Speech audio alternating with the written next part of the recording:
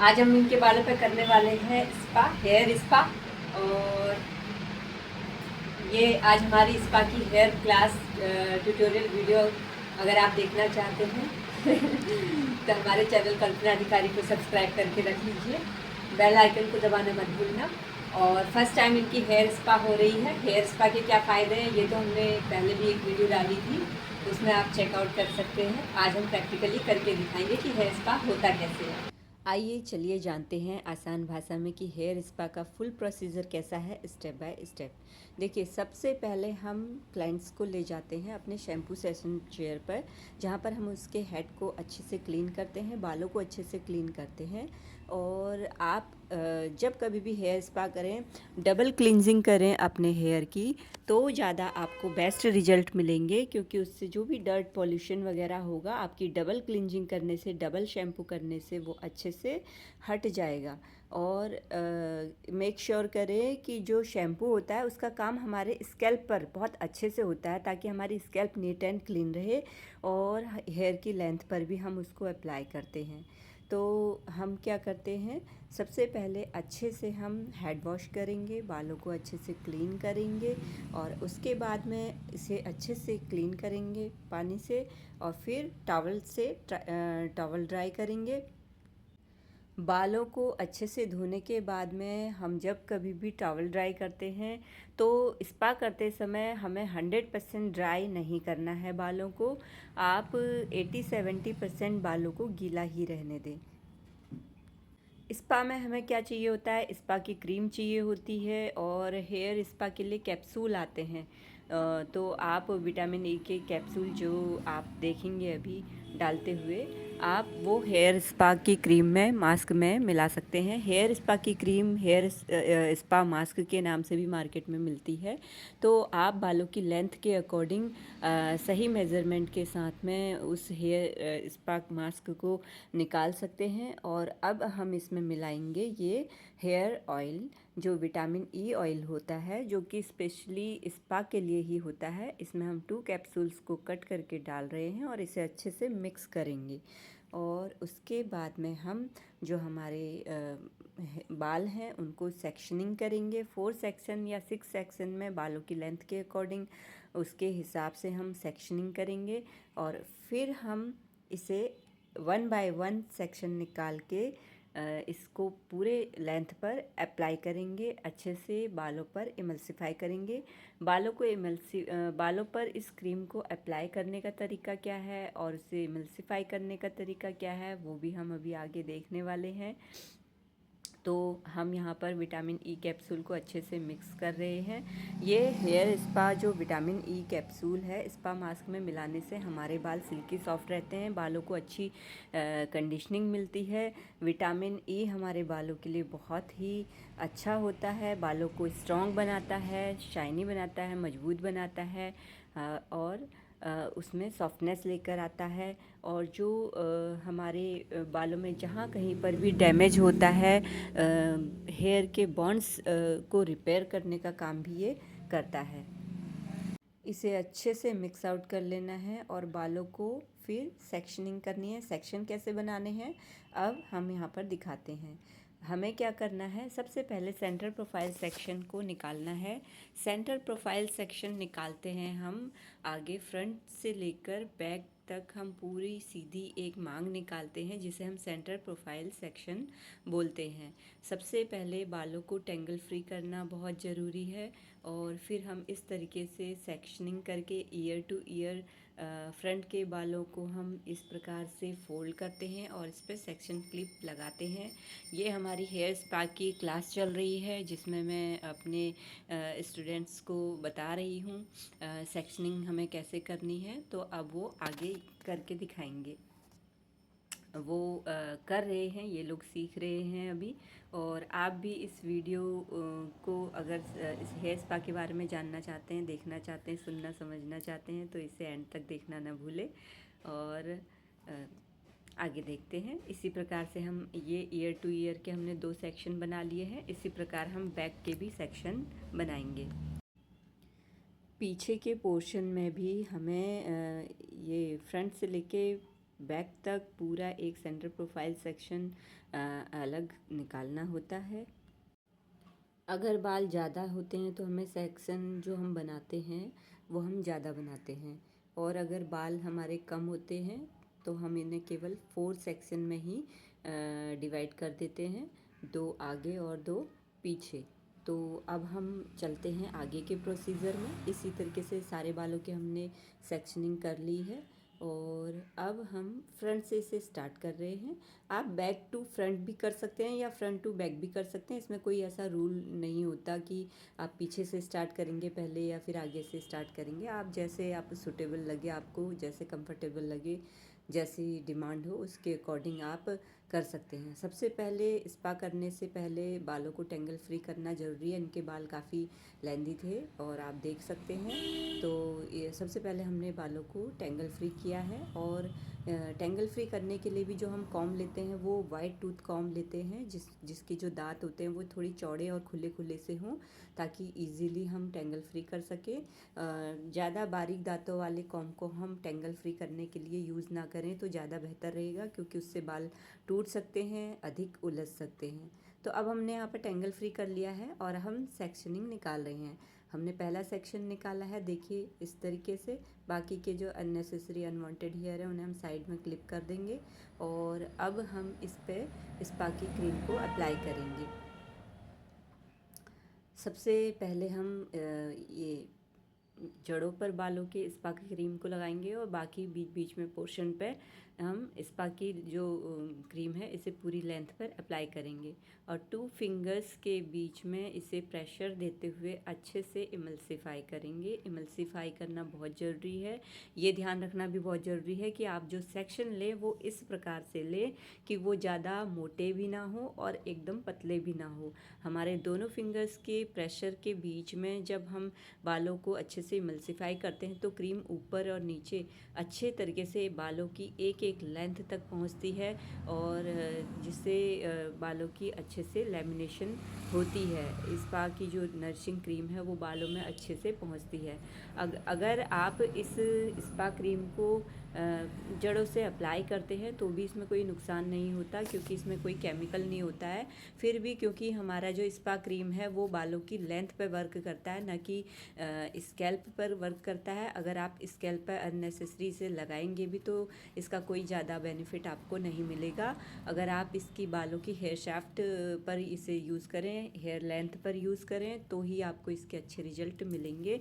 तो स्पा की क्रीम को बालों की जड़ों पर नहीं बल्कि बालों की लेंथ पर लगाया जाता है अच्छे से। और उसे स्पा में हमेशा जो इमल्सिफिकेशन होता है, बालों को अच्छे से इमल्सिफाई करना होता है, ये प्रोसीजर बहुत इम्पोर्टेंट है। अगर आप इस प्रोसीजर में कहीं पर भी कमी करते हैं तो भी आपका जो रिज़ल्ट है वो हो सकता है रिज़ल्ट में कमी आए।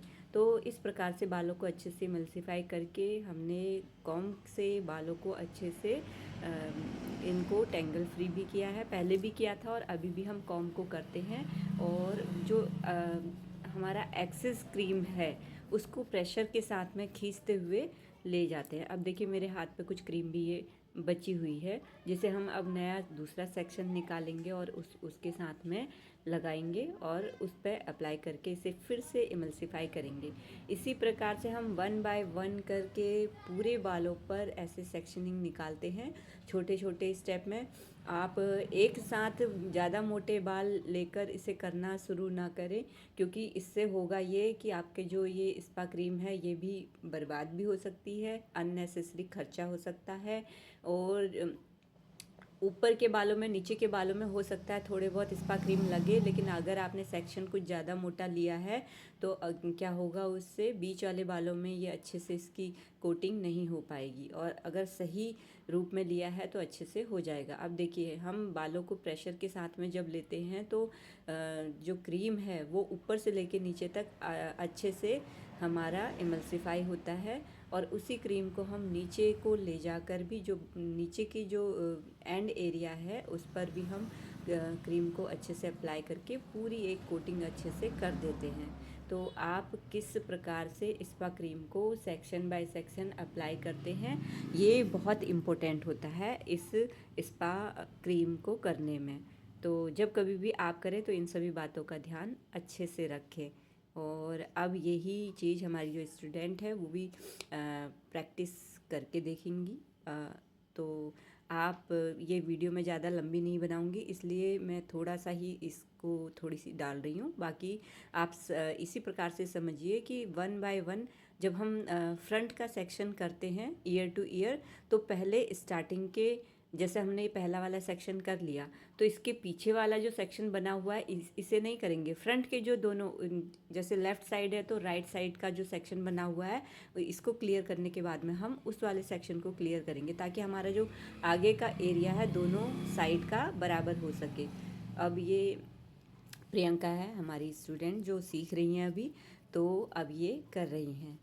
और इसी प्रकार से आप जब पीछे से आगे की ओर आते हैं स्पा क्रीम को लगाते हुए, तो दोनों साइड लेफ़्ट और राइट साइड दोनों साइड जो हमने सेक्शन बनाए होते हैं वन बाय वन करके उनको अनफोल्ड करते हुए हम स्पा क्रीम को अप्लाई करते हैं। अगर आप आगे से पीछे की ओर कर रहे हैं तो उसी प्रकार से करेंगे। अब देखिए हमने पूरे बालों पर इस प्रकार से स्पा क्रीम को अप्लाई कर दिया है, और अब हम इसे 15 से 20 मिनट के लिए ऐसे ही छोड़ देंगे।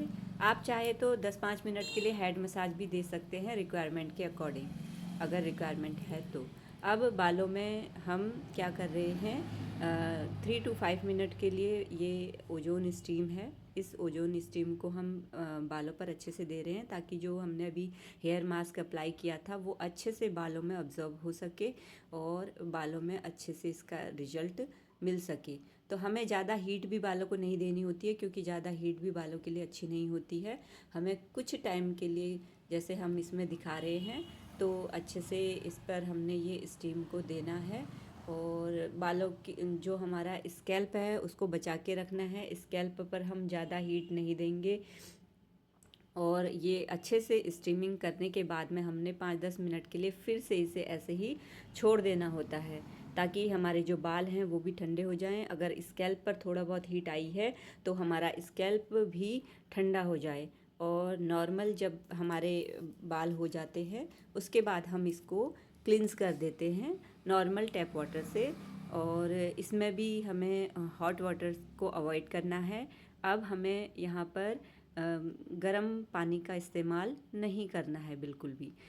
जिनके पास भी ये स्टीम मशीन नहीं है वो लोग क्या करें, वो टॉवल को ले लें गर्म पानी में, उसमें डिप करके अच्छे से हल्के टॉवल को निचोड़कर आप इन बालों पर उसे गर्म टॉवल को रैप कर सकते हैं, लपेट सकते हैं अच्छे से। और 4-5 मिनट के लिए अच्छे से जो स्टीम है उस टॉवल के ज़रिए हमारे बालों में मिल जाती है।